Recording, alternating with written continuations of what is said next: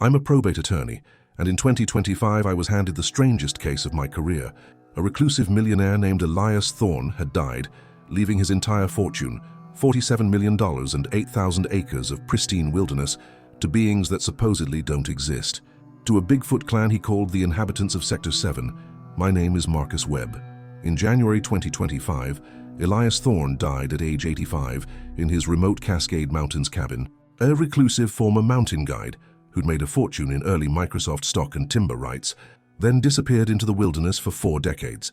His previous legal team contacted me to execute his will, said it was complex and would require creative legal thinking and a strong stomach for public mockery. That was an understatement. The will left his entire estate, $47 million in assets plus 8,000 acres of pristine mountain wilderness, to the inhabitants of Sector 7, a non-human community of intelligent beings residing on the property, commonly known as Sasquatch or Bigfoot. I laughed, thought it was a joke, an eccentric millionaire's final middle finger to his estranged family. But then I saw the documentation, DNA samples from non-human primates that don't match any known species, footprint casts showing 18-inch prints with dermal ridges and mid-tarsal breaks, decades of journals documenting social structures, communication systems, cultural practices of a clan he'd lived among for 43 years, video footage from security cameras showing massive bipedal figures moving through the property with clear intelligence and purpose, and a vault, temperature-controlled, containing physical evidence that Thorne had spent 4 decades collecting: hair samples, scat analysis, territorial markers, gift exchanges, photographic documentation of births, deaths, cultural rituals. The will was 200 pages long, written with surgical legal precision, defined beneficiaries not by name but by DNA markers, footprint identification, territorial range, established a perpetual trust funded by his fortune to purchase all surrounding land parcels, ensure absolute isolation, prevent human encroachment, created legal structures to protect beings that most people believe don't exist, and included a video message. Thorne, gaunt and elderly, sitting in his cabin, speaking directly to whoever would execute his estate. If you're watching this, I'm dead, and you're probably thinking I was insane, but I wasn't. I was saved by them in 1982, pulled from a blizzard, nursed back to health, made family by beings we've pushed to extinction's edge through ignorance and greed. I've spent 43 years repaying that debt. This estate, this fortune, it's not mine. It was always theirs. I was just the steward, the human with the legal standing to protect them. Now you're the steward. Defend this will. Protect them. Don't let my family turn this into a circus. The clan deserves privacy, deserves the land, deserves legal recognition as persons, even if acknowledging them publicly would destroy them. That's the paradox you have to navigate. Good luck. He died 3 days after recording that message. Left me with the most impossible legal case in American history. Defend a will leaving millions to Bigfoot. Prove they deserve it without proving they exist.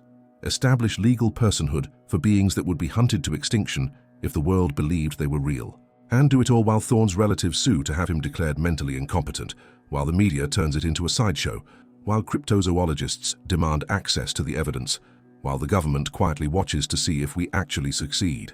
This is that case. This is Elias Thorne's final gift to the beings who saved his life, and I'm the lawyer trying to make it stick. Before we begin, comment below and let me know where you're watching this from today. And if you've ever had to defend something impossible, something you couldn't prove but knew was true, you'll understand what comes next. Now let me tell you about Elias Thorne and the winter that changed everything. This channel exists for people like you. Each episode brings a new character, a new encounter, a new perspective on what might be watching from the shadows. Help me reach 1,000 subscribers. Comment your story and share if this moved you. I took the case because I needed it. Not financially. My firm was successful, but professionally I'd plateaued, spent 15 years winning probate cases that didn't matter, rich families fighting over money, corporate succession disputes, work that paid well but meant nothing. My wife Emily had died 2 years earlier. Cancer. I'd thrown myself into work to avoid grief, built a successful practice, made partner, earned reputation as the guy who could win impossible estate cases, but I was hollow, going through motions, winning cases I didn't care about for clients I didn't respect. Then Thorne's previous attorney, Gerald Morrison, 78 years old, retiring, called me. "Marcus, I have a case. It's going to destroy your reputation. The media will mock you. Other attorneys will think you've lost your mind. You'll become a punchline, but it's the most important case I've encountered in 50 years of practice. and you're the only attorney I trust to handle it. What's the case? A man left his fortune to Bigfoot. And I believe, he was right to do it. I should have declined. Should have recognized this was career suicide. But Emily used to say I'd lost my passion, that I'd become a technician instead of an advocate, that I'd stopped believing in anything except billable hours. This case, insane as it was something to believe in, something that mattered beyond money.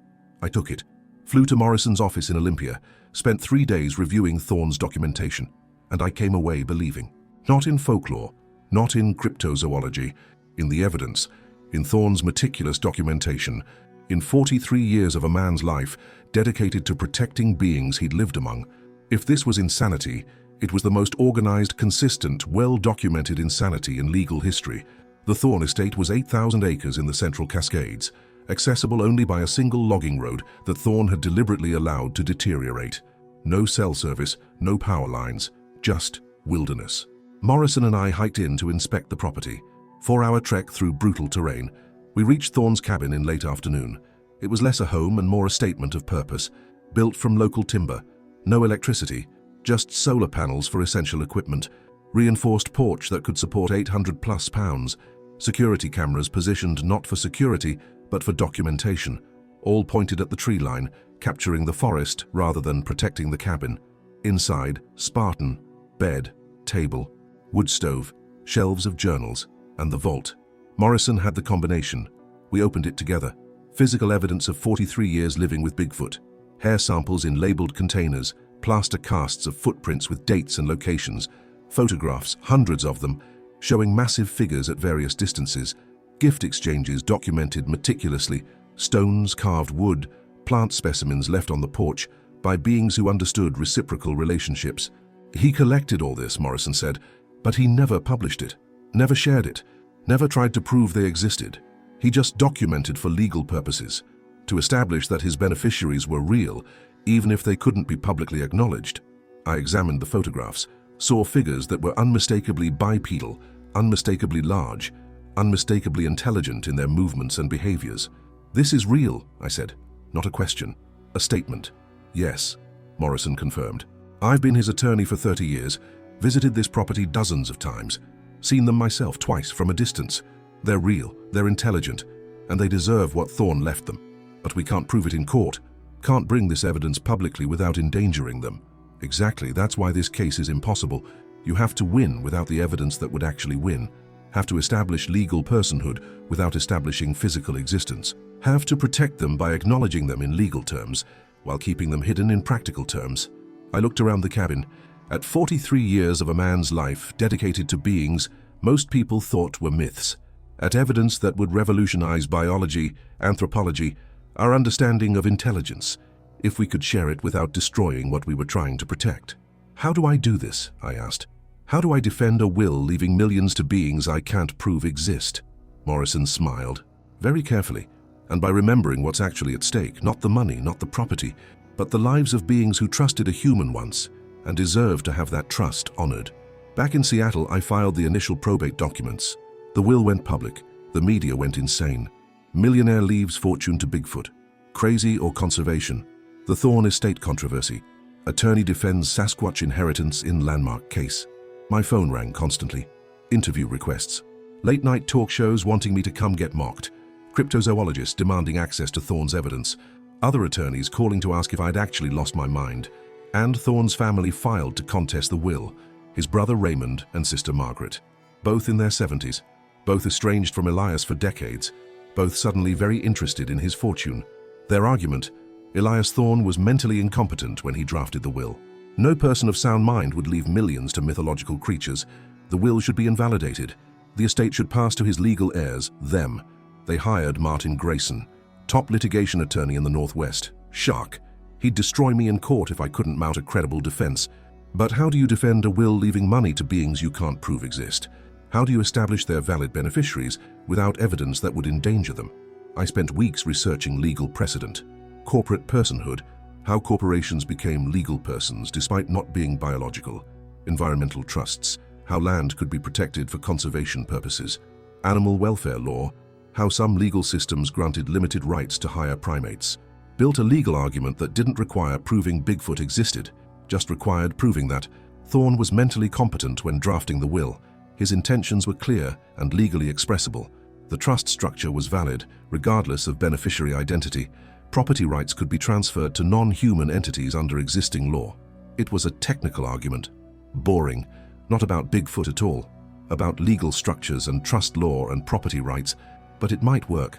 Might let me defend the will without putting the clan at risk. Except Grayson wasn't stupid.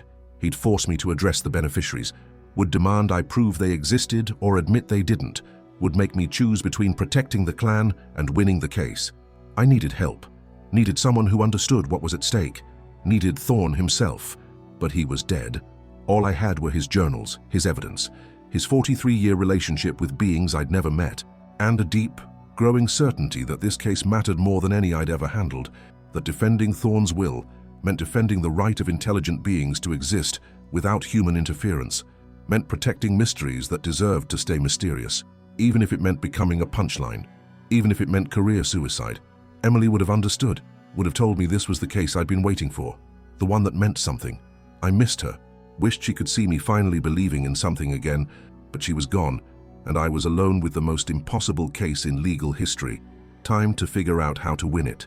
3 months into the case, April 2025, depositions had begun.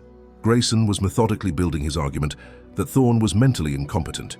He'd subpoenaed psychiatric records showing Thorne had been evaluated after his 1982 disappearance. Doctors had noted unusual affect and reluctance to discuss survival methods, but ultimately cleared him as psychologically sound. Grayson spun it differently. A man disappears for 4 months, refuses to explain how he survived, then immediately liquidates his business and withdraws from society. That's not mental competence, that's the beginning of a 40-year break from reality. He had character witnesses. Former clients who'd hired Thorne as a mountain guide before 1982 all testified he'd been normal, social, engaged. Then after the disappearance, withdrawn, secretive, obsessive. He changed, one witness said, became someone else, like something in those mountains had broken him. I couldn't counter with the truth that Thorne had changed because he'd discovered intelligent beings living in wilderness we thought was empty, because he'd been saved by them, because he'd devoted his life to protecting them. Instead, I presented financial records, showed Thorne's investments were shrewd, his land acquisitions strategic, his business dealings competent and profitable for 43 years. Mental incompetence is inconsistent with financial acumen, I argued. Mr. Thorne turned a modest guiding business into a $47 million estate through careful planning and sound decisions.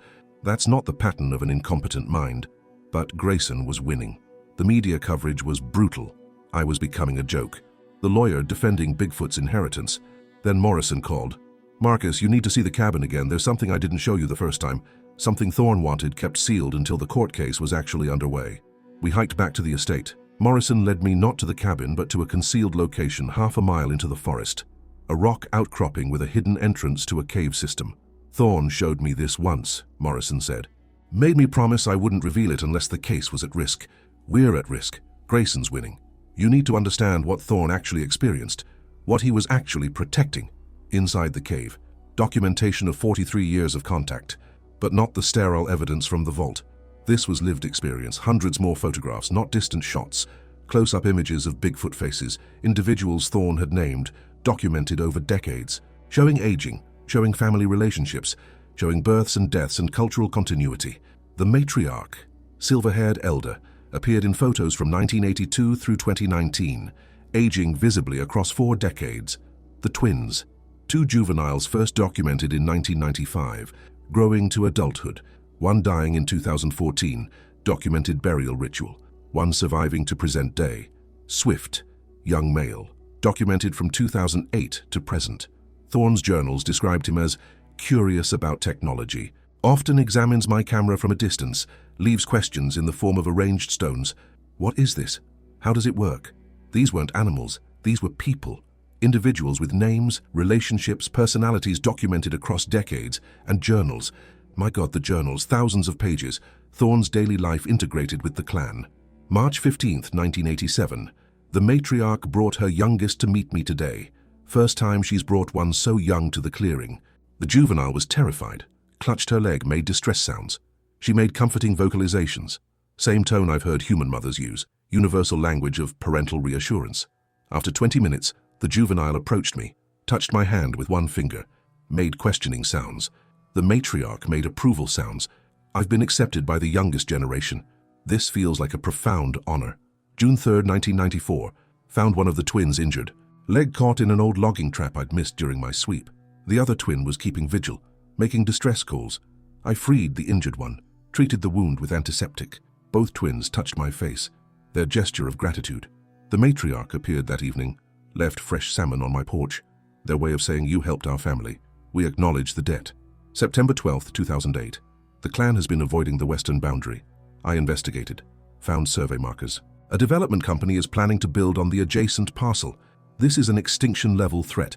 If development proceeds, the clan will be forced to relocate or risk discovery. I'm purchasing the land, liquidating stock holdings, whatever it costs. This is what my fortune is for, not retirement, not comfort, protection. This is why they saved me, so I could save them. Morrison and I spent hours in that cave, reading journals, examining photographs, understanding the full scope of what Thorne had documented. This wasn't a casual observation study. This was 43 years of integrated life. Thorne had become part of the clan's social structure, not as one of them. He remained human, but as accepted member, honorary family. The journals described their communication system, percussive sounds, wood knocks that carried for miles and conveyed complex information. The pattern of knocks indicates direction, distance, urgency, and sometimes specific individuals. It's not language in the sense of discrete words, but it's sophisticated information transfer, mathematical, almost musical, their social hierarchy. The matriarch leads through respect earned over decades. She makes decisions about territorial boundaries, when to move camp, whether to initiate contact with me. The others defer not from fear, but from recognition of her wisdom. She's been alive since at least the 1940s based on her apparent age. How long do they live? Longer than humans, certainly. Their culture. They mourn their dead with 3-day vigil, gather around the body making harmonized vocalizations that sound like nothing so much as a requiem. They bury with ceremony, wrapping the body in woven cedar, placing significant stones, returning the individual to the earth with clear ritual purpose. This is not instinct. This is culture. This is religion or philosophy or something we don't have words for. Their intelligence. Swift brought me a broken piece of my solar panel today. Wanted to understand how it worked. I tried to explain photovoltaic conversion. He listened with obvious focus, examined the panel carefully, then made a series of sounds I've learned mean why. Why capture sun as energy when you could just be in the sun? It's a valid philosophical question, one I didn't have a good answer for. Sometimes their lack of technology isn't ignorance, it's choice. They've chosen different relationship with the environment. After reading the journals, Morrison and I sat in silence for a long time. This evidence would win the case, I finally said. These journals, these photographs, they prove everything. Prove Thorne was documenting reality, not delusion. Prove the beneficiaries exist and deserve the inheritance. But it would also destroy them, Morrison said. The moment this becomes public, this location becomes a destination. Researchers, cryptozoologists, military, government agencies, media, tourists, all descending on this property, trying to document, study, capture, prove. The clan would be discovered, and discovery means the end of everything Thorne built. So we have evidence that proves our case but can't use it. Exactly. That's the impossible situation. Thorne knew this would happen. That's why he kept 2 sets of documentation. The vault at the cabin, sterile evidence that hints at but doesn't prove, and this cave, intimate evidence that proves everything but can't be shared. I looked at the photographs, at the matriarch's face, at Swift examining Thorne's camera with obvious curiosity, at the twins as juveniles, as adults, one dead, one continuing. These were people, living people, with families and culture and history, who deserved privacy more than I deserved to win this case. We can't use this, I said. No matter what, even if we lose, even if Grayson wins and Thorne's family gets the estate, we don't reveal this cave. We don't share these journals. We protect the clan above everything else. Morrison nodded. That's what Thorne would want. That's why he trusted you with this, because he knew you'd make that choice. But then how do I win? How do I defend the will without the evidence that actually proves it should be upheld? Morrison smiled sadly. I don't know. That's your problem now. But whatever you do, however you win or lose, the clan's existence stays secret. That's the only rule that matters. We camped that night near the cave, too late to hike back to the trailhead. Morrison had brought supplies. He'd planned this. Around midnight, I heard sounds, movement in the forest. Large, deliberate, coming closer. "Don't move," Morrison whispered. "Don't make eye contact. Let them decide if they're comfortable with you being here." A figure emerged from the trees, massive, 8 feet tall, covered in dark fur, face that was simultaneously ape-like and disturbingly human. The matriarch. I recognized her from the photographs. She approached slowly, stopped maybe 20 feet away, studied me with eyes that showed unmistakable intelligence. Morrison made soft sounds. Not words, just gentle vocalizations. The matriarch responded with her own sounds. They were communicating, not with language I understood, but with intent that was clear. Then she gestured toward me, made questioning sounds to Morrison. "She's asking about you," Morrison translated. "Asking if you're trustworthy, if you'll protect them the way Thorne did." "Tell her yes," I said. "Tell her I'll protect them, whatever it takes." Morrison made more sounds. The matriarch listened, considered. Then she approached me directly. She touched my face, gently. The same gesture Thorne had described in his journals. Verification of reality, assessment of character. Her hand was warm, leathery, strong enough to crush my skull but gentle as she traced the lines of my face. Then she made a sound, soft, approval. She turned and walked back into the forest, disappeared into the darkness. "She's accepted you," Morrison said. "You're now part of this, part of the secret, part of the responsibility. Thorne protected them for 43 years. Now it's your turn, however long it takes, whatever it costs." I sat there in shock.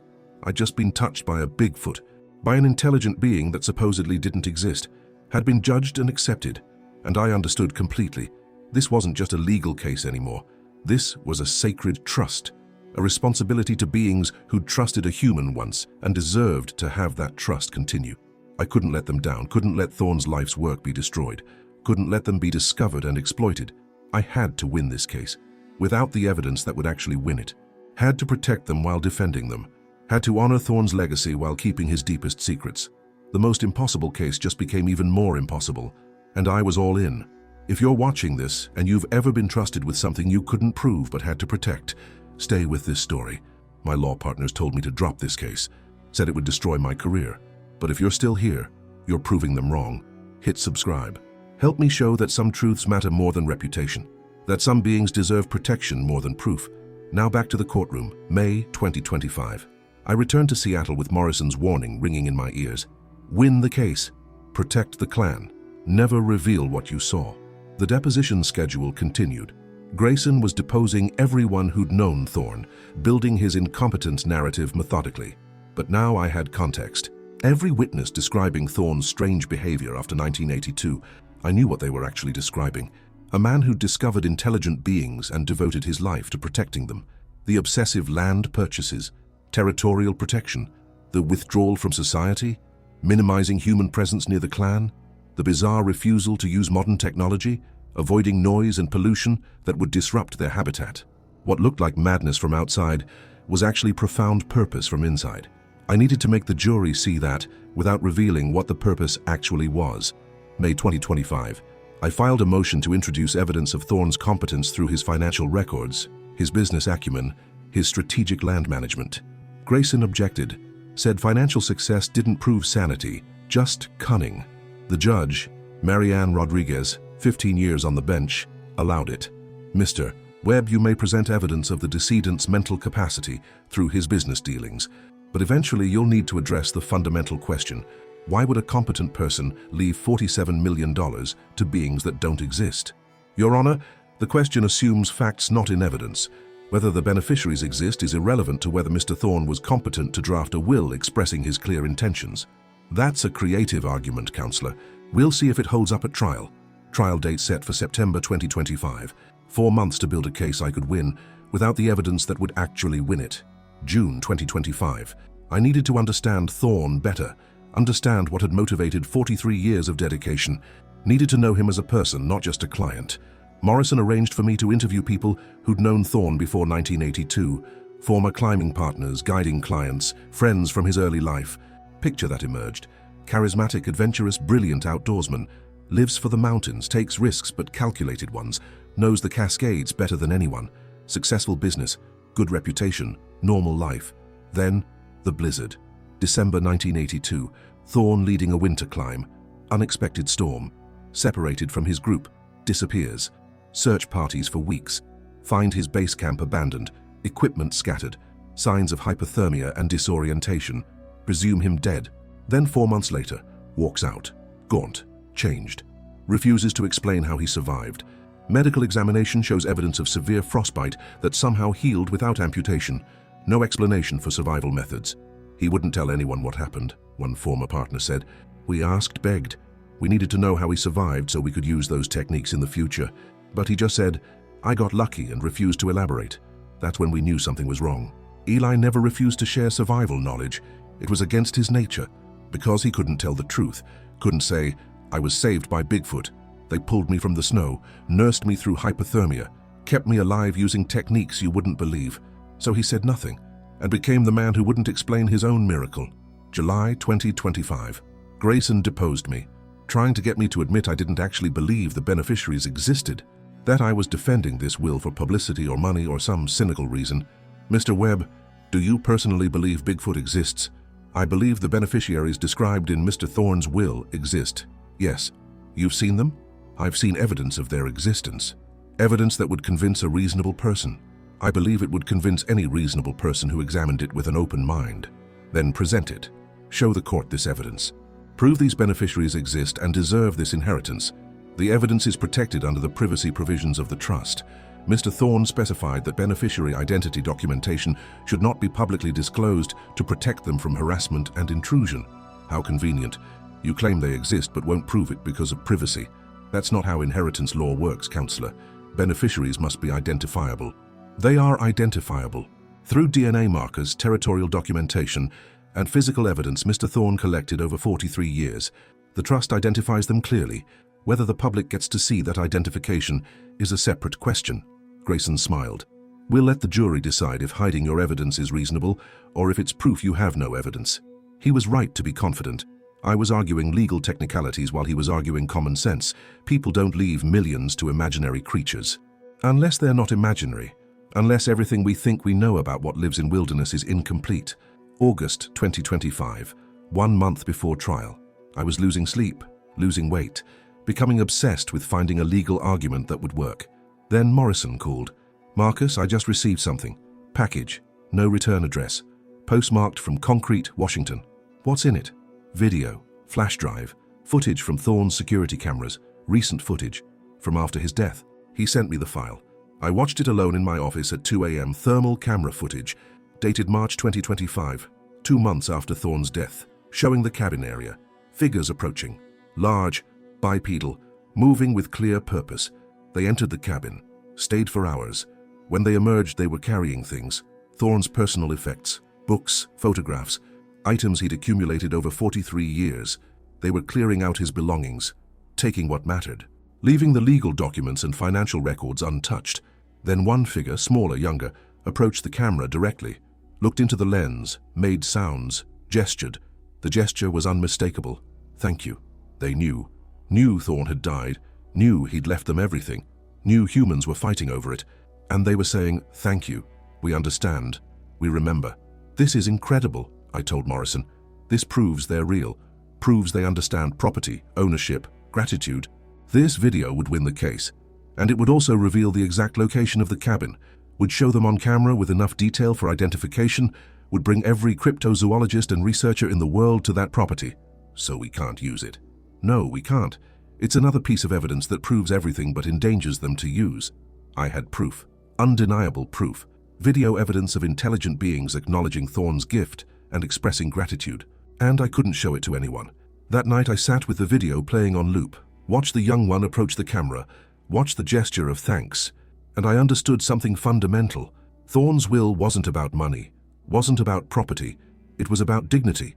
He was giving them legal recognition, saying, you exist, you matter, you deserve protection under law, even if the law doesn't acknowledge beings like you exist. The money, the land, those were tools, mechanisms to create sanctuary, to purchase privacy, to build a barrier between the clan and a world that would destroy them through curiosity alone. But the real gift was the will itself, the legal document that said, these beings are real, they are beneficiaries, they have rights, they deserve protection. Even if no one believed it, even if everyone thought he was crazy, Even if the will was contested and mocked and ridiculed, the document existed, in legal archives, in public record, saying, Bigfoot are real, they are intelligent, they deserve legal personhood. That was the legacy, not the money, the acknowledgement. And my job wasn't just to win the case, it was to defend that acknowledgement, to make the legal system recognize, even grudgingly, even while rolling their eyes, that Thorne's beneficiaries were valid, were real, deserved what he'd left them. I couldn't prove they existed, but I could make the law accept them anyway.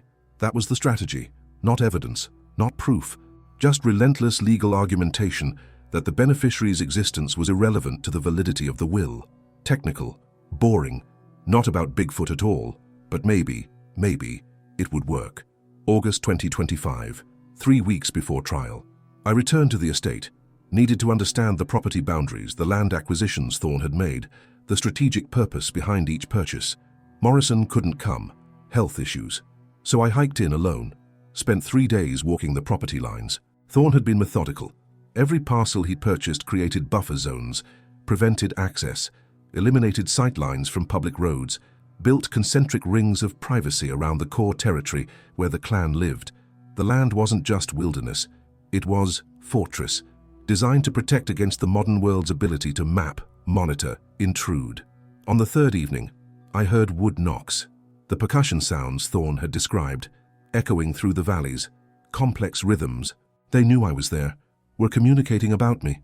I stayed still, made no aggressive movements, hoped they'd remember Morrison's introduction of me, hoped the matriarch had communicated that I was safe.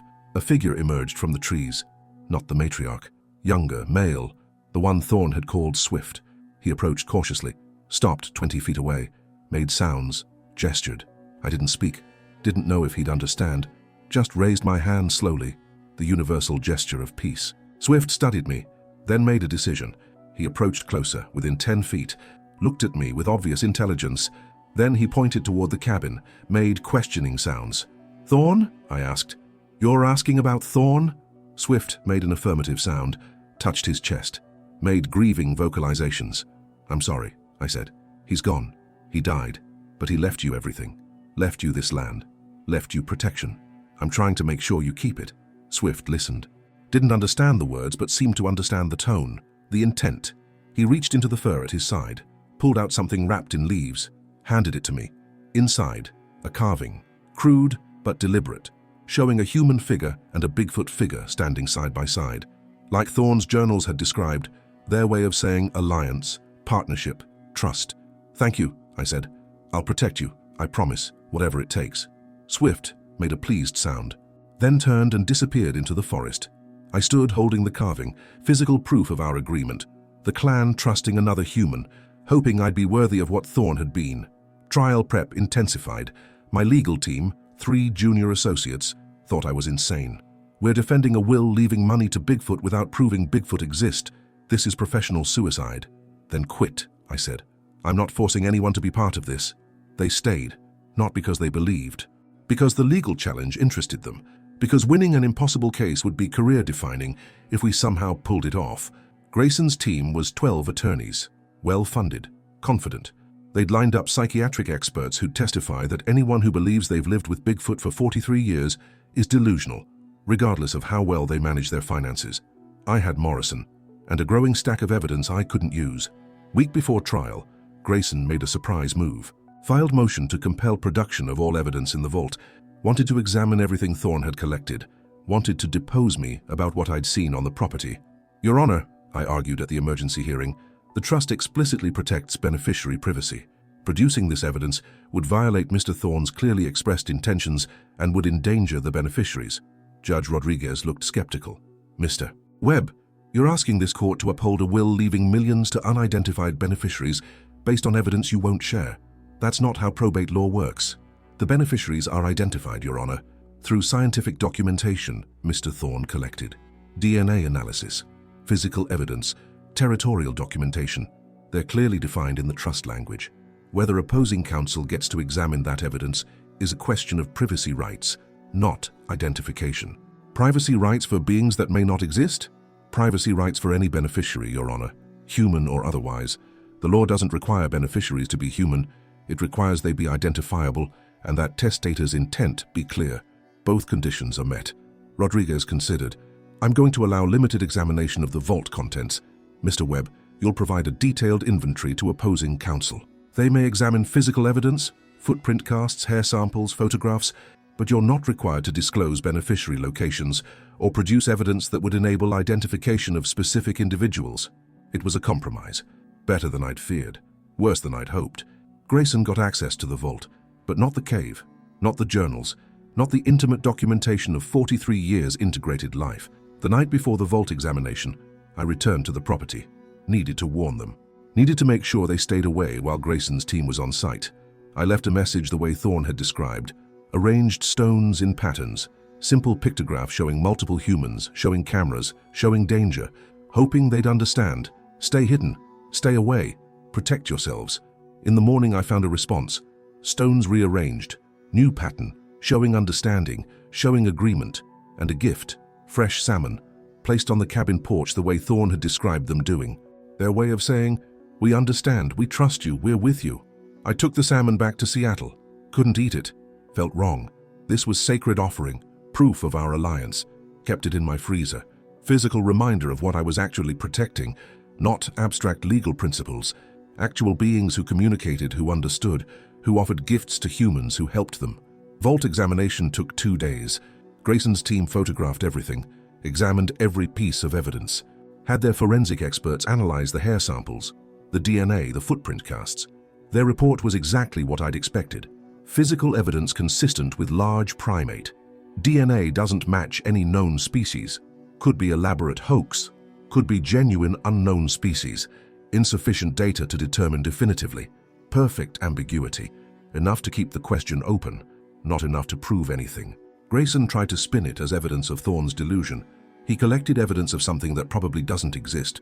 That's not competence, that's obsession with mythology. I countered. He collected evidence through rigorous scientific methods, documented carefully, preserved properly. Whether the species is recognized by mainstream science is irrelevant. Mr. Thorne identified his beneficiaries clearly. His documentation supports that identification. His intent was unambiguous. Trial started September 15, 2025. Jury of 12. Mix of urban and rural. Younger and older. I needed them to understand. This wasn't about believing in Bigfoot. This was about honoring a man's clear intentions regardless of whether those intentions seemed strange. Opening statements. Grayson. Ladies and gentlemen, this case is simple. Elias Thorne was a troubled man who disappeared in 1982 and came back broken.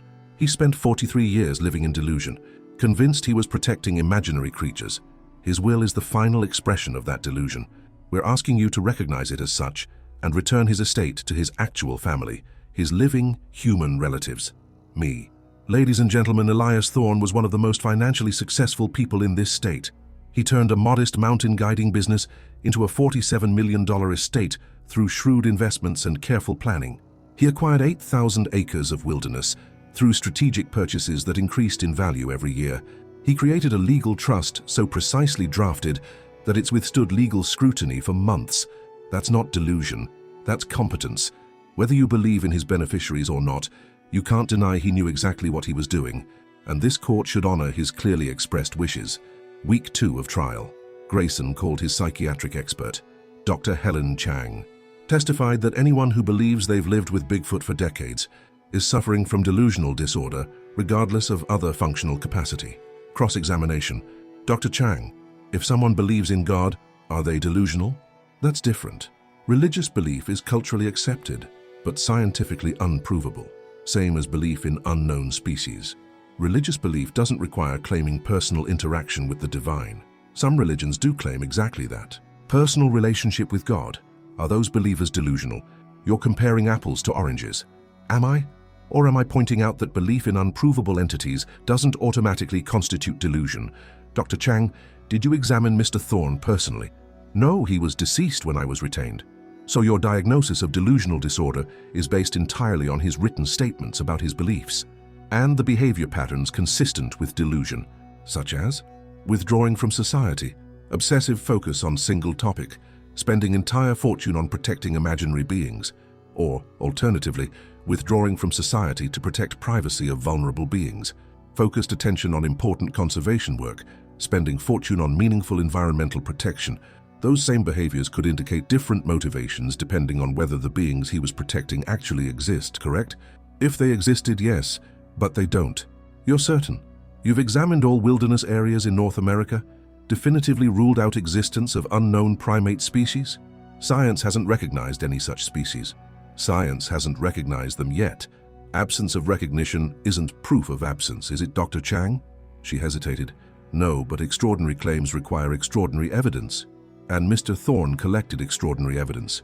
DNA, physical specimens, photographic documentation. 43 years of careful scientific observation. Whether you find it convincing is separate from whether he was competent to collect it. It wasn't a knockout, but it created doubt, made the jury question whether Thorne's beliefs constituted delusion or just unconventional conviction. Week 3. Grayson dropped a bomb. Your Honor, we've discovered new evidence. Surveillance footage from state forest cameras near the Thorne property, showing Mr. Webb meeting with individuals at the property after Mr. Thorne's death. We believe Mr. Webb has been staging evidence, creating the appearance of beneficiary existence to justify this fraudulent will. My stomach dropped. They had footage. Of what? Of me at the property, of Swift approaching me, of the matriarch touching my face. Judge Rodriguez called sidebar. Mr. Webb, what is he talking about? I visited the property as part of my investigation, Your Honor. That's standard probate practice. Did you meet with anyone there? Moment of truth, lie and commit perjury. Tell truth and endanger the clan? I encountered wildlife, Your Honor. I did not stage any evidence. Show me the footage, Rodriguez told Grayson. He played it. Forest Service camera positioned to monitor fire danger. Caught me hiking onto the property.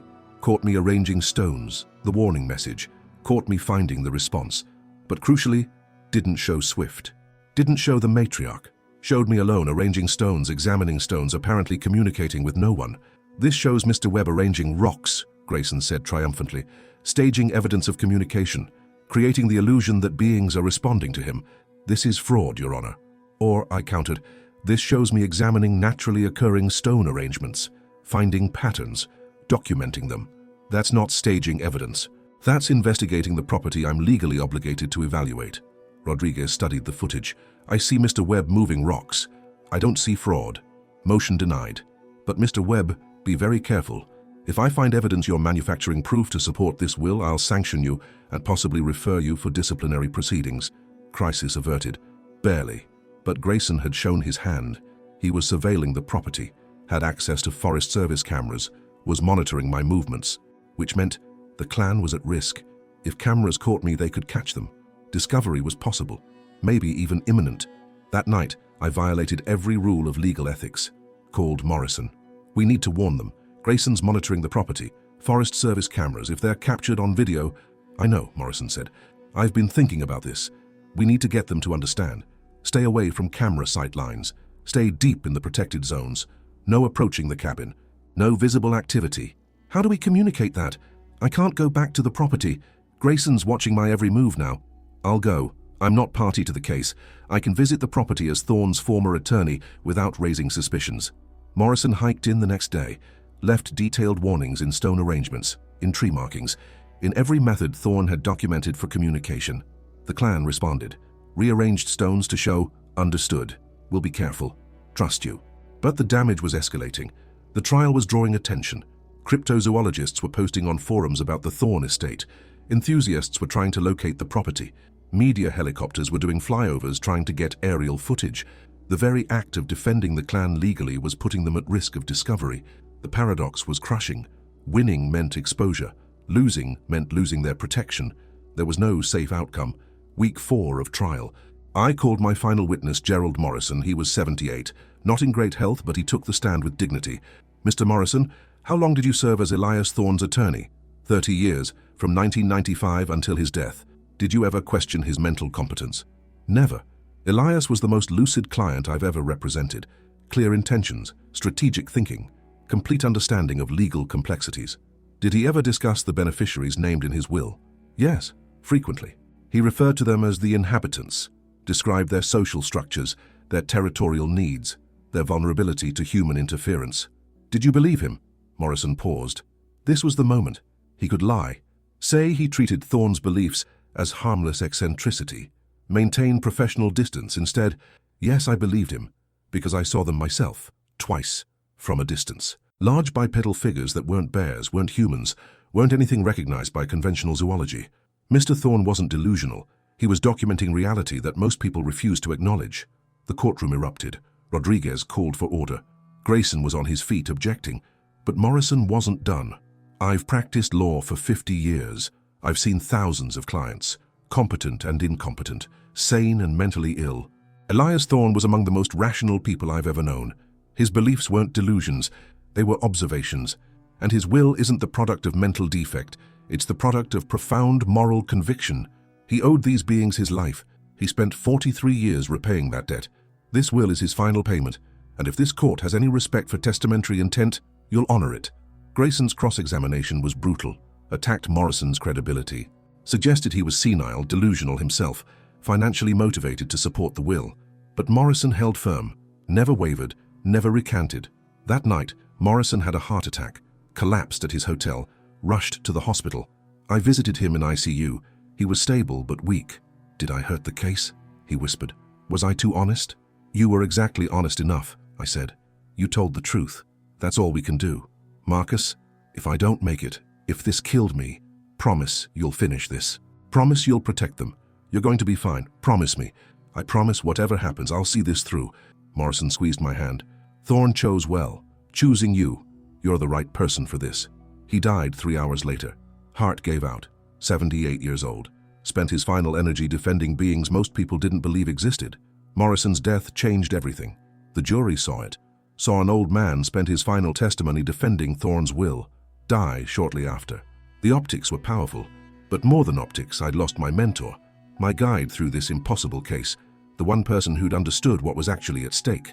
I was alone, defending the most important case of my life, without the person who'd trusted me with it. Trial recessed for a week. Morrison's funeral. Time to regroup. I drove to the estate. Violation of court restrictions. Didn't care. Needed to feel close to what I was protecting. Hiked to the cabin. Found it surrounded by gifts. Fresh salmon, carved wood, polished stones, arranged in careful patterns. They knew Morrison had died. Knew he'd defended them. Were mourning him the way they'd mourned Thorne.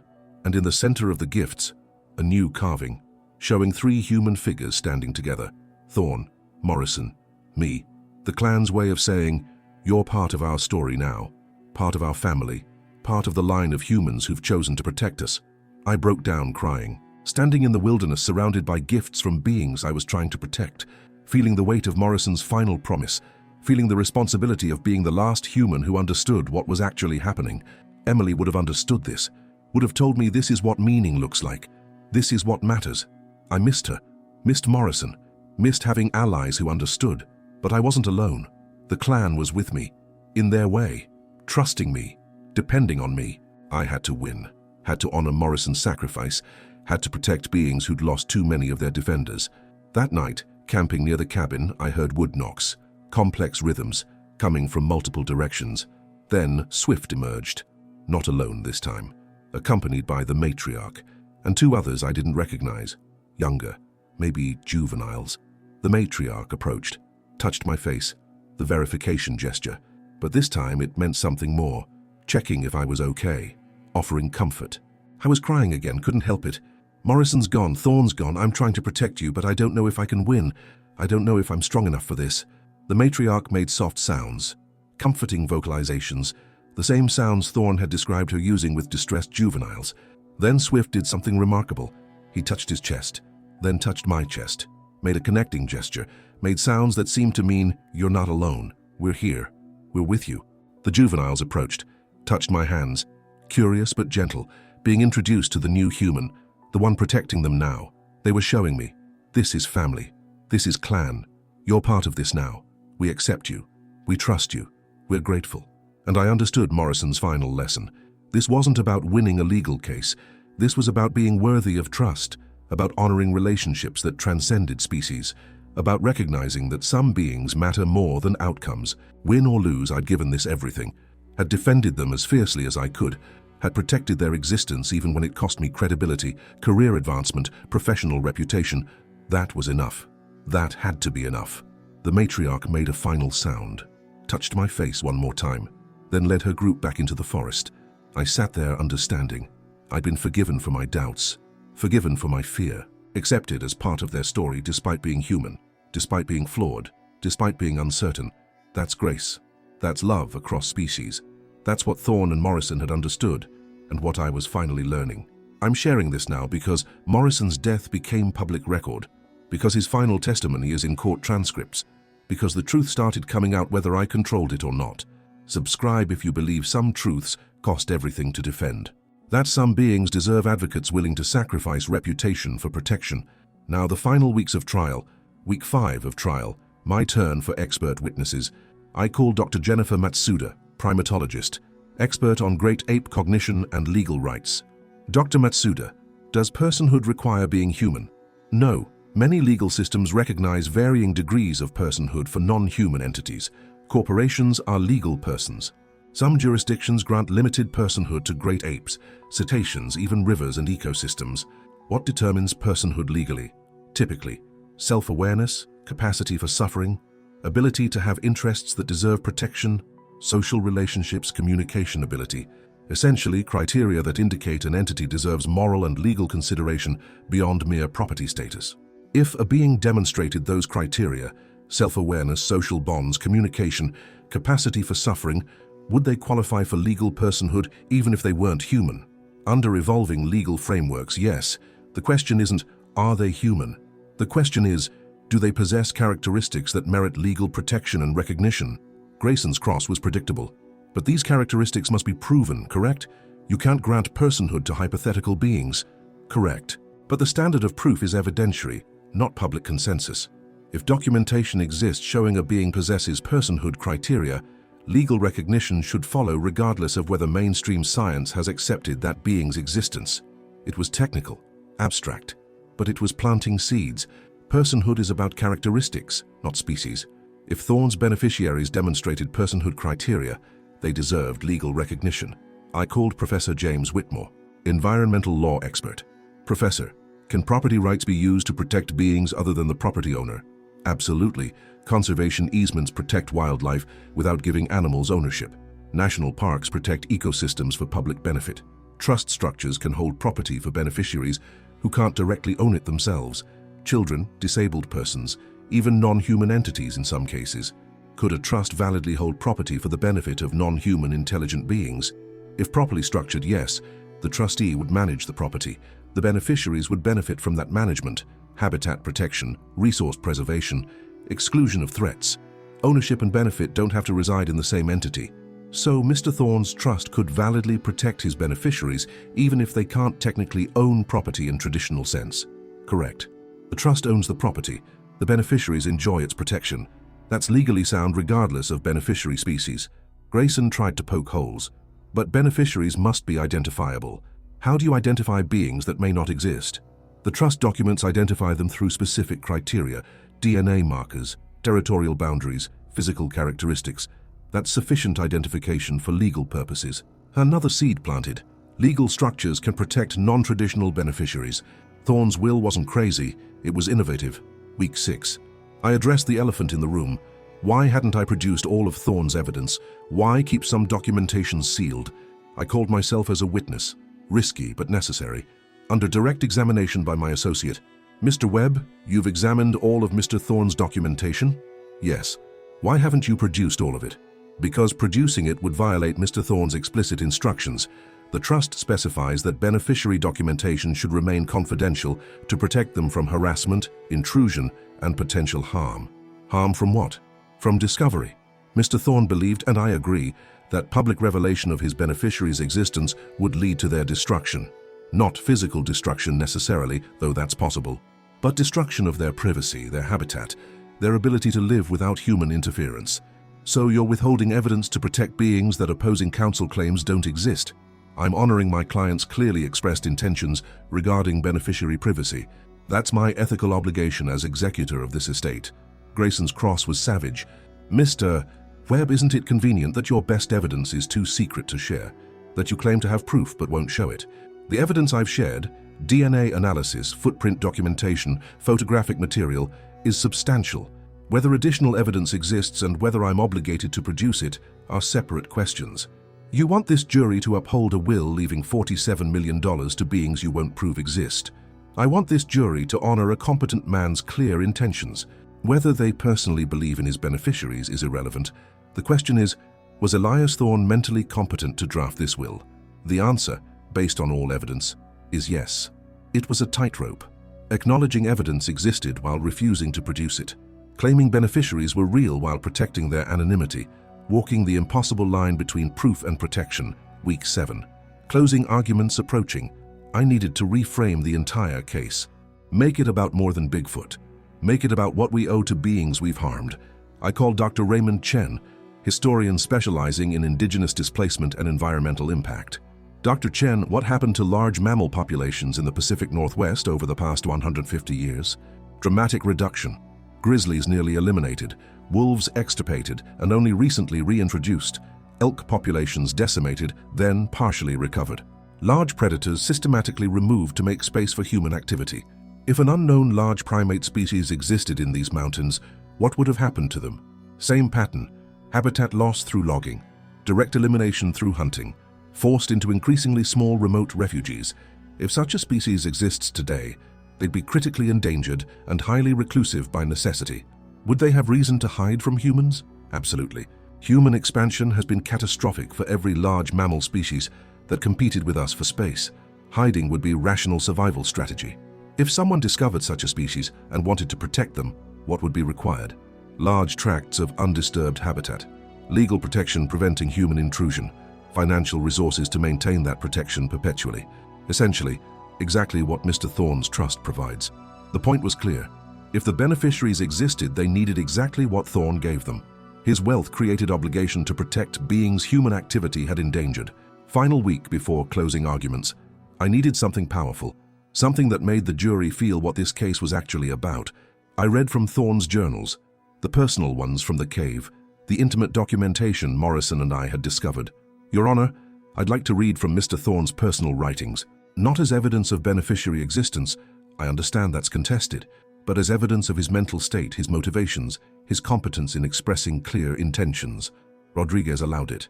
I read, December 25th, 1995. The matriarch brought her youngest to the clearing today. Christmas morning by human calendar, though the clan doesn't mark Christian holidays. The juvenile, maybe 3 years old, was shy, hid behind his mother. She made encouraging sounds. Same sounds I've heard human mothers make. After 20 minutes, he approached me, touched my hand with one small finger, made questioning sounds. She made approval sounds. I've been accepted by the youngest generation. This is the greatest gift I've received in any December. This trust, this connection, this family that I didn't expect and don't deserve, but will spend the rest of my life honoring. Several jurors were crying. I continued. March 8, 2003. Found one of the twins dead today. Natural causes. Appears to be heart failure. The clan gathered for 3 days of mourning, made harmonized vocalizations that can only be described as a requiem, wrapped the body in cedar branches, buried with ceremony. The surviving twin sat vigil alone for another day. I sat with him, offered no words. What could I say? Just presence. He reached out and took my hand, held it for hours. Grief transcends species. Love transcends species. Loss is universal. I'm witnessing something humans think is impossible, non-human persons with emotional depth equal to our own, and I'm honored to be part of their mourning. I looked at the jury. This is not delusion. This is documentation of real relationship, real family, real love.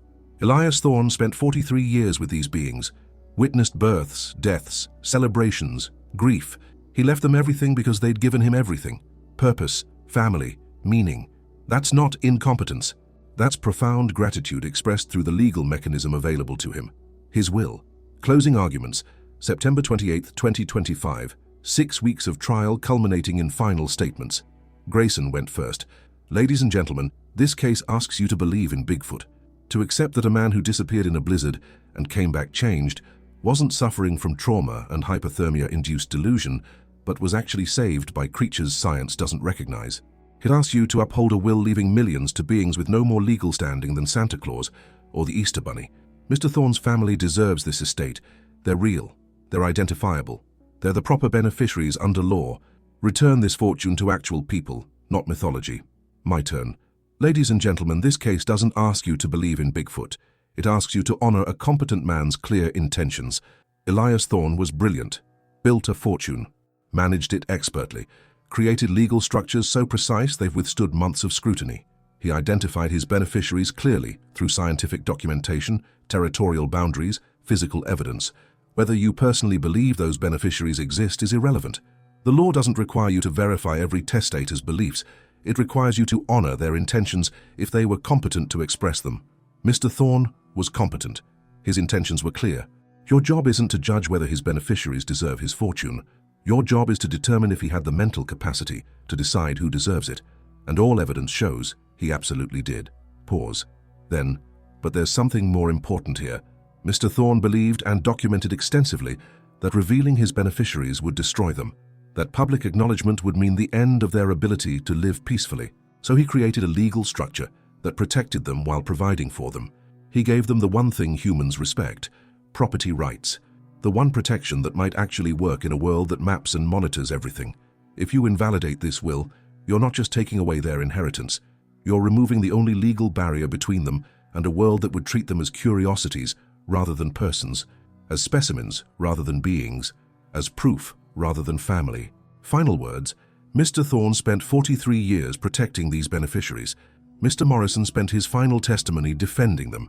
I'm asking you to spend a few hours continuing that protection. Honor the will.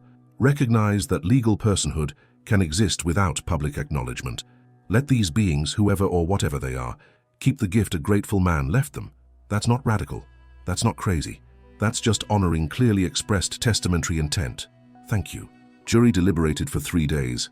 Longest 3 days of my life. October 1st, 2025. While the jury deliberated, I returned to the estate one final time.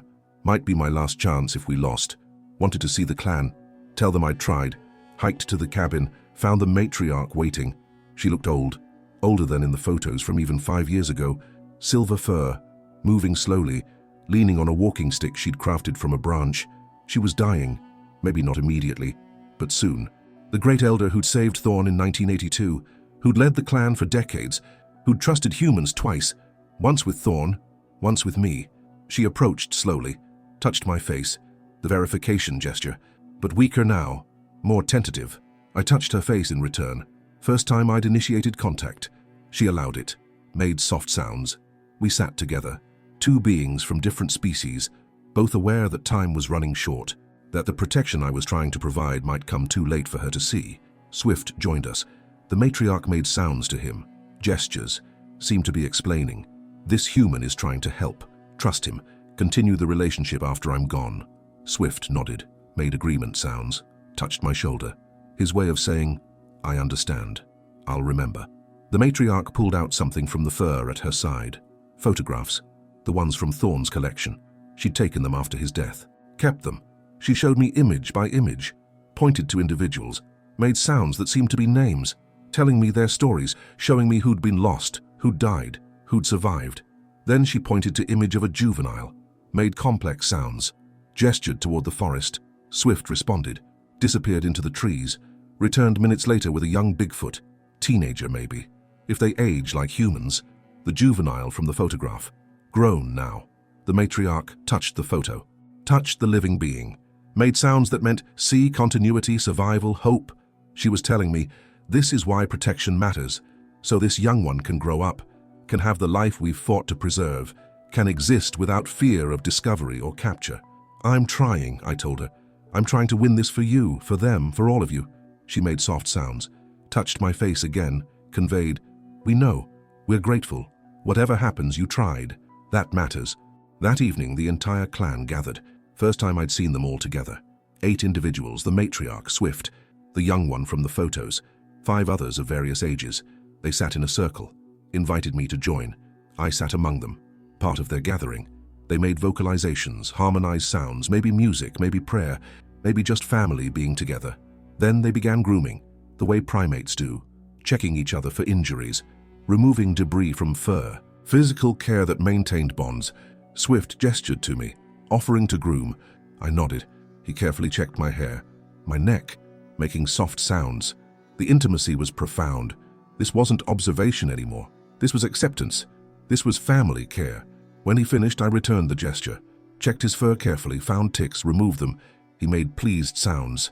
The matriarch watched, made approval sounds. We'd crossed the final boundary. I wasn't just human ally anymore. I was part of the grooming circle, part of the clan. The gathering continued for hours. As darkness fell, they built a small fire. First time I'd seen them use fire. Maybe they didn't normally.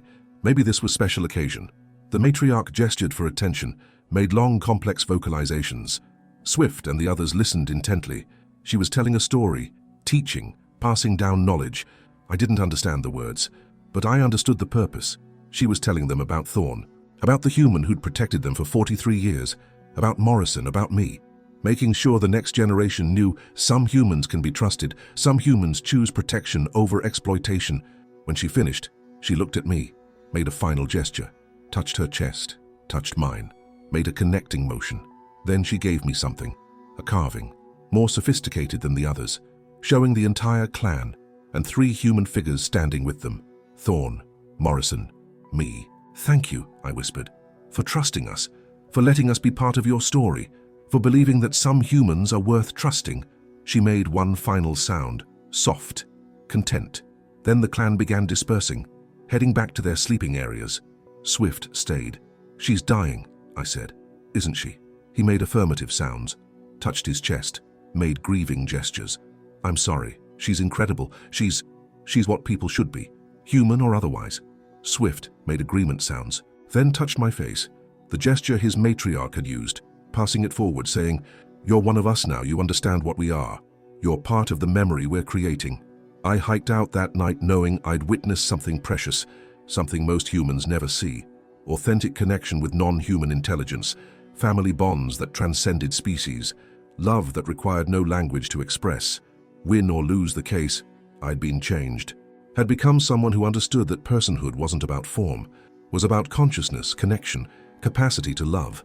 Emily would have understood, would have been proud of who I'd become through this impossible case. October 4th, 2025, 2:30 p.m. The jury returned.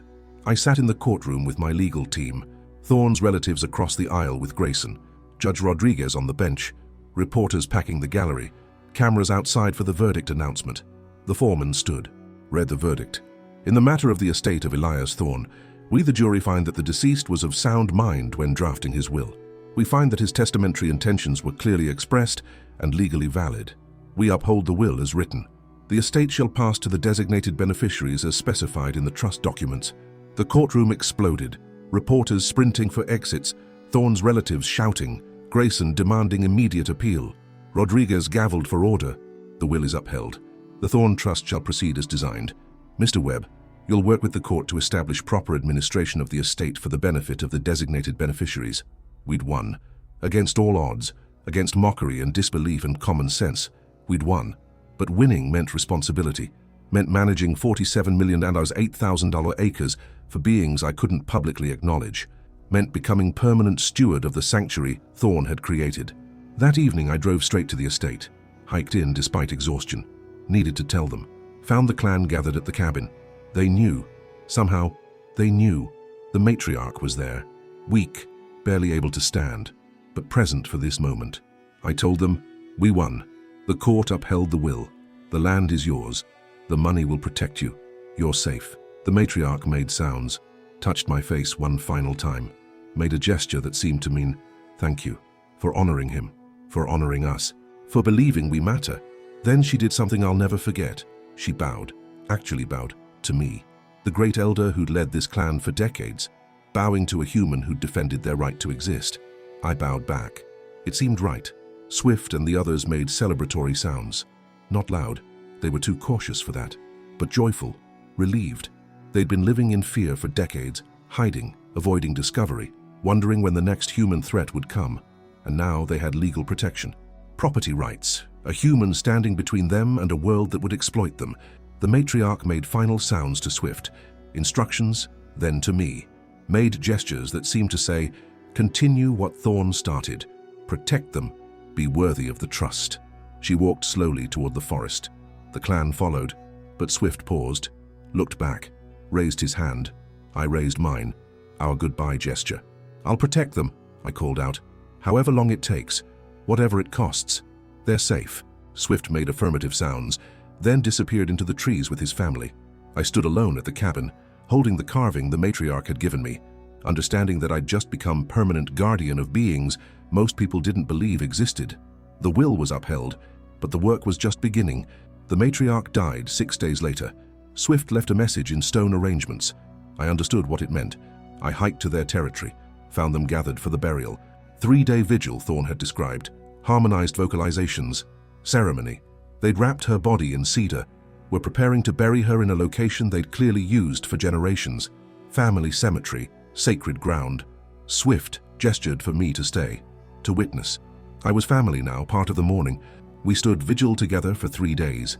I made no recordings, took no photos, just witnessed, honored, mourned with them. When they finally buried her, each member placed a stone on the grave. Family markers. Then Swift handed me a stone, invited me to add mine. I placed it carefully. The human contribution to a Bigfoot funeral. The gesture that said, I knew her. I honored her. I grieve her loss. This was the goodbye. The great elder who'd saved Thorne, who'd trusted Morrison, who'd accepted me, gone. But her legacy lived. The clan survived. The protection held. The sanctuary endured. That's what she fought for. That's what Thorne and Morrison had fought for. That's what I'd continue fighting for. Whatever it took, however long I lived, the clan would be protected. That was the final promise, the sacred obligation, the responsibility that came with winning the impossible case. It's been 6 months since the verdict. March 2026. The Thorne Trust is fully operational. I'm the trustee, managing $47 million for beneficiaries I can never publicly identify. The appeals failed. Grayson tried everything, took it to State Supreme Court. They declined to hear it. The verdict stands. The land is protected. I've purchased 2 additional parcels using trust funds, expanding the buffer zone, now 10,000 acres. Completely isolated, completely protected. I hired private security, but not to guard against the clan, to guard against humans, keep trespassers out, keep researchers away, keep the clan's existence from being discovered. The media moved on. Lawyer wins Bigfoot case was briefly viral, then forgotten. Other stories, other controversies. Perfect. Obscurity protects better than fame ever could. I visit the estate monthly, check boundaries, maintain the cabin, leave supplies if needed, though the clan is self-sufficient. Mostly, I just let them know. Still here, still protecting, still honoring the promise.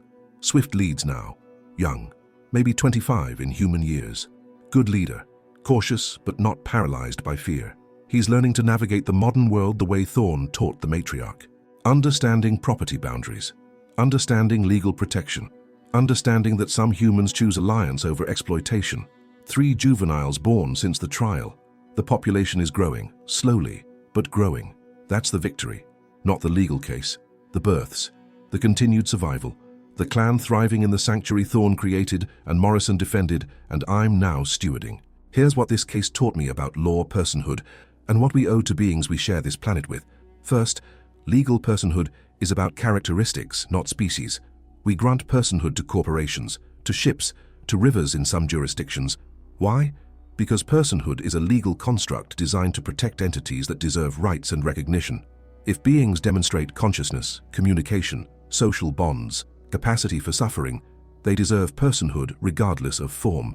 The law is flexible enough to accommodate this. We just have to be brave enough to apply it. Second, property rights can protect the powerless. The clan can't own property directly, can't sign documents, can't navigate legal systems, but the trust can own property for their benefit, can create sanctuary, can provide protection they can't secure themselves. Property law isn't just about ownership, it's about stewardship, about using legal structures to protect those who can't protect themselves. Third, evidence serves those documented, not those documenting. I had proof, video, DNA, intimate documentation of 43 years of contact, and I protected it instead of using it, because the beings I was documenting deserved privacy more than I deserved to prove I was right. That's the ethical standard for any documentation of vulnerable beings. Fourth, silence can be the highest form of advocacy. Everyone wanted me to prove Bigfoot exist, to show the evidence, to make the case spectacularly. Instead, I argued boring technical points about trust law and testamentary capacity. One on procedural grounds while protecting the substance. That's advocacy that serves clients rather than advocates' ego. Fifth, Wealth creates obligation to protect the vulnerable. Thorne didn't earn his fortune for himself. He earned it so he could protect beings who'd saved him. That's what wealth should do. Create capacity to defend those who can't defend themselves. Not accumulate for personal comfort, but deploy for protection of the vulnerable. And finally, love transcends every boundary we construct. Thorne loved the clan. Morrison loved them. I love them. Not romantically. Not as pets, as family, as people worthy of devotion. That love crossed species boundaries we think are absolute. Proved that connection doesn't require similarity, just requires recognition that other beings matter as much as we do. The clan isn't mystical, isn't supernatural. They're biological beings, primates, unknown to science but real nonetheless. They deserve recognition as persons, not as animals, not as cryptids, as people with culture, communication, social structures, emotional depth, but they also deserve privacy, deserve the right to exist without human interference, deserve sanctuary from a world that would treat them as specimens rather than beings. The trust provides that, gives them what Thorne said they needed: legal standing without public exposure, protection through property rights rather than through species recognition. It's imperfect, but it's what's possible, and it works. The carving from the matriarch sits on my desk. The 4 figures, the clan and 3 humans, physical reminder of what I'm protecting, who I'm serving. People ask what it is. I say, gift from a client, reminder of an important case. They don't need to know more. The clan doesn't need fame, needs protection. I'm 39 years old. If I live another 40 years, I'll spend them all managing this trust, protecting this sanctuary, being the human barrier between the clan and a world that would destroy them through curiosity alone. That's my life's work now, not winning cases for wealthy clients, protecting beings who matter more than any wealth. Emily would have understood, Morrison understood, Thorne understood, and the clan understands. That's all that matters. If you take anything from this story, take this. Personhood isn't about form. It's about consciousness, and beings that deserve protection don't need public acknowledgement. They need effective shields from those who would exploit them. I'm sharing this case because the verdict is public record, because the trust exists in legal archives, because people can know the outcome without knowing the details that would endanger the beneficiaries. But I'm sharing it carefully.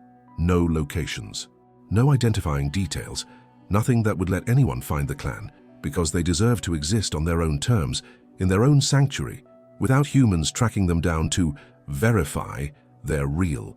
Question what deserves legal protection. We've extended rights to corporations, to property, to abstractions that serve human interests. Why not extend them to conscious beings that share our world? Why not recognize that personhood is about characteristics, consciousness, communication, capacity for suffering, not about species? Use law to protect the powerless. If you have legal knowledge, use it for beings who can't navigate legal systems themselves. Environmental trusts, conservation easements, creative property structures that protect rather than extract. Law is a tool. Use it to shield the vulnerable. Respect mystery. Not everything needs to be documented, photographed, proven. Some beings deserve to remain unknown. Some mysteries serve protection better than proof ever could. If you encounter something rare, something vulnerable, ask yourself, does the world need to know this? Or does this being need privacy? Honor those who protect in silence. Thorne spent 43 years protecting beings he never tried to prove existed. Morrison died defending them. I'm spending my career managing a trust for beings I can never publicly acknowledge. That's advocacy. That's love. That's what protecting the vulnerable actually looks like. I'm 39 years old. I won the most impossible case of my career. Defended a will, leaving millions to Bigfoot and won. But winning meant taking on permanent responsibility, managing a trust forever, protecting beings I can never fully acknowledge, and I wouldn't trade it for anything. Subscribe if you believe personhood transcends species, if you believe some beings deserve protection more than proof, if you believe law can be a shield for the powerless rather than just a tool for the powerful. Comment where you're watching from. Tell me if you've ever protected something you couldn't prove, if you've ever chosen silence over validation because staying quiet was the right thing to do. And if you're a lawyer, if you have legal training, consider what you're using it for. Are you serving wealth? Or are you using law to protect beings who need shields they can't create themselves? The clan is safe. The trust protects them. The sanctuary endures. Thank you, Elias Thorne. Thank you, Gerald Morrison, for trusting me with this, for showing me what advocacy should be, for teaching me that some cases matter more than reputation. And thank you to the clan for trusting humans one more time. for believing that some of us choose protection over exploitation, for allowing me into your story. You deserve the safety you have. You deserve the privacy you've maintained. You deserve to exist without proving anything to anyone, and I'll spend the rest of my life making sure you can.